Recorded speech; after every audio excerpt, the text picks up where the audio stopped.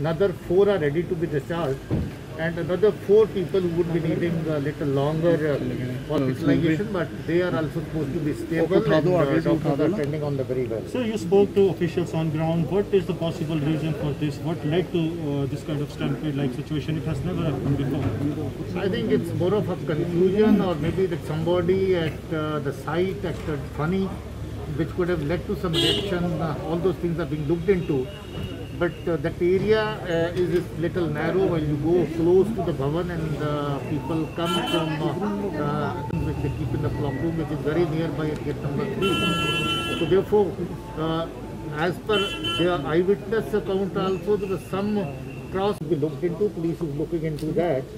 I think it is more of a confusion, no one knowing what is happening and everybody running halter and skelter. That is what happens in the stampede actually, and that is what leads to the loss. Most of the, I think, deaths have taken place because of the suffocation, because of people being run over by each other, and most of the injuries are also due to the same region. At least we are happy about the injured people, that they are responding very well, and they would be out of danger and they'll be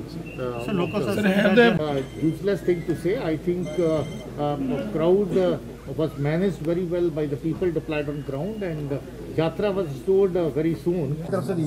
जांच तो एक केंद्र शासित प्रदेश की ओर से दी गई है, बाकी हम सारा देख करके एक बार बैठेंगे। मुझे लगता है कुछ और भी डीजी साहब ने भी काफ़ी बंदोबस्त करके रखा था, उसके बावजूद भी यदि इस तरह की स्थिति पैदा हुई है तो क्या और विकल्प हो सकते हैं, क्या और प्रावधान हो सकते हैं जो इंट्रोड्यूस किए जाएं, क्योंकि कुछ एक वर्षों में देखने को मिला है कि न्यू ईयर ईव पर एक ट्रेंड आया है, बहुत बड़ी संख्या में युवा यात्रा करने आते हैं।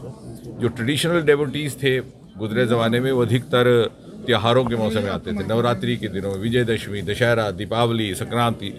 अब ये नया ट्रेंड है और हमें इसी के अनुकूल व्यवस्था भी करनी होगी। मुझे लग रहा है, मेरे मन में विचार आ रहा है, अभी जब बैठ के बात करेंगे, कुछ हम टेक्नोलॉजी और इनोवेशन के भी माध्यम और विकल्प तलाशे। LED स्क्रीन्स लगाने का प्रावधान हो, कुछ ऑनलाइन दर्शन का हो, जिस तरह से तिरुपति में भी किया गया है।